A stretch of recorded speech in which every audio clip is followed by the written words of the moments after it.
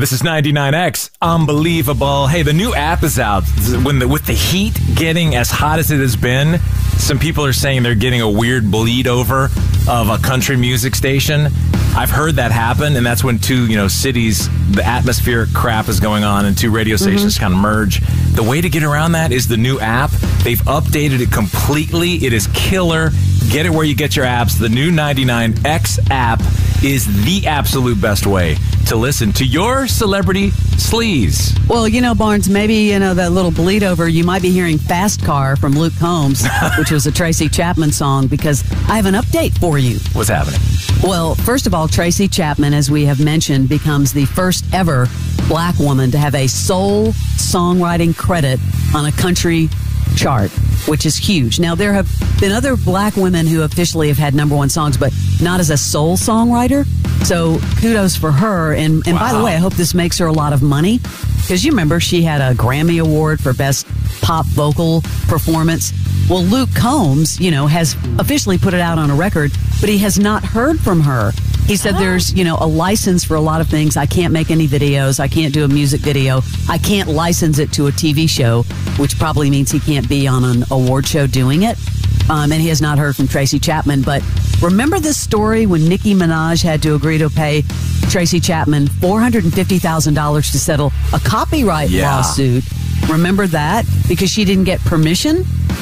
Yeah. Well, a quote from Tracy Chapman then, "I'm glad to have this matter resolved. Blah, blah, blah. I was asked in this situation numerous times for permission to use my song. In each instant, politely and in a timely manner, I unequivocally said no. Apparently, Ms. Minaj chose not to hear and used my composition despite my clear and express intentions."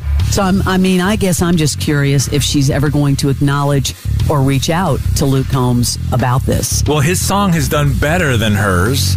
And is she a recluse? I have not heard I don't know anything about her in a long time. It makes me feel good, though, when something is revived, like a great song like Fast Car, and it's got a new life, but hopefully it'll earn her a lot lot of money. She's the sole songwriter on it. She's bought at least 6 or 7 more fast cars since he started doing that. Because those checks that come in are no... I mean, Kate Bush got millions after that Stranger Things explosion with her song. So, yeah, come on, Tracy. What a great story.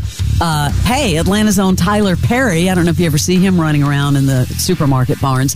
He's ready to help a 93-year-old woman named Josephine Wright fight to keep her home in South Carolina. I guess the property's been in her family since the Civil War began in 1861. Basically, as we have seen this happen numerous times, an investment group wants to buy her land since they're developing the 29 acres behind it. Well, she turned down their offer, but guess what? They're harassing her and recently filed a lawsuit to seize her property, which is awful. It is. Tyler Perry shared a clip of the woman's interview on a local news station. He says, quote, "Ms. Wright, please tell me where to show up and where you need help to fight." And you know he'll do it.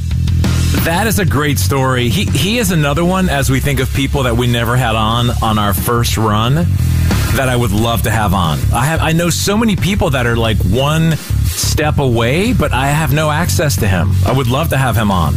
John Mulaney says when he was a writer on Saturday Night Live, he received negative reactions to his pitches.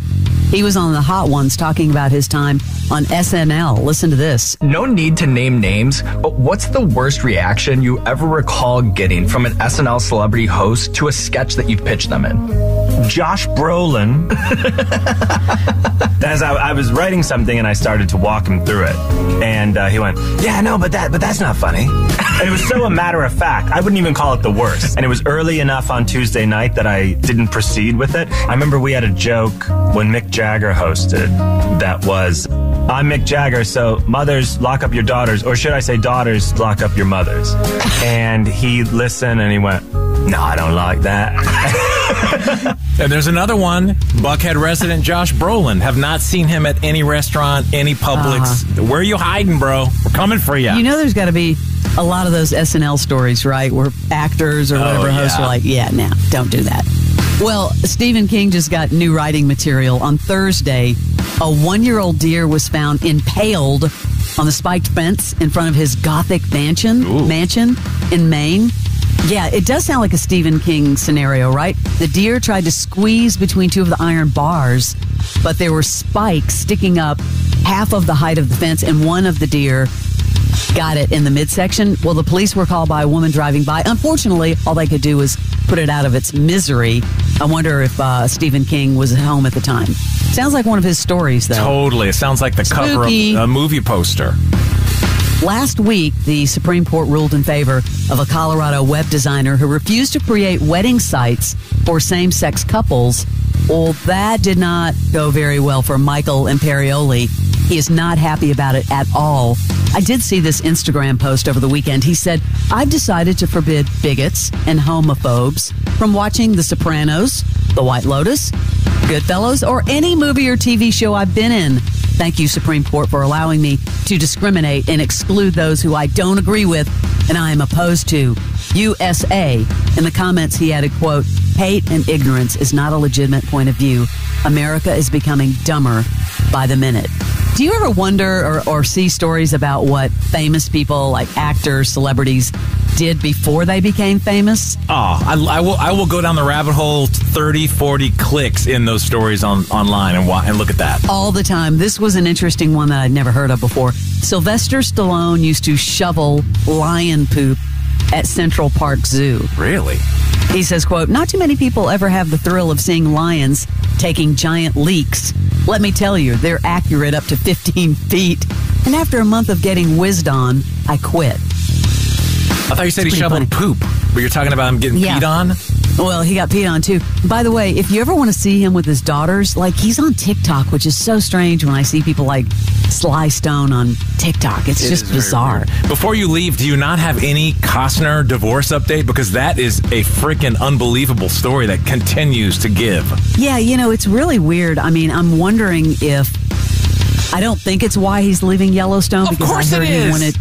I knew he wanted to do movies and other projects, and he's got a big project coming that he's been working on apparently for years, so I don't know. But his big quote was, "I'm not making Yellowstone any money." This is a direct diss at this woman, and I don't know who did the bad. Like, something went sideways badly. I don't know if she cheated or he cheated or what. It's just ugly. I look for that story every day because new things keep popping out that are unbelievable. Well, it's funny for him to say he's not making any Yellowstone money, like he had no money at all. Like, come on. I know. I mean, seriously, that is your Celebrity Sleaze. Good Morning X with Mars and Leslie. 99X. Mix a little sports analysis, pop culture, and great interviews, and you've got the Rich Eisen Show podcast. Whenever I drive separately with Susie, you always have to go first. So sure enough, I pull into the garage. She's not even here yet, which allows me now the opportunity to stand there, just holding the door open, like the gentleman that I am. And I snapped a photograph of Susie's reaction, and there it is. How did you get here? The Rich Eisen Show podcast, wherever you listen.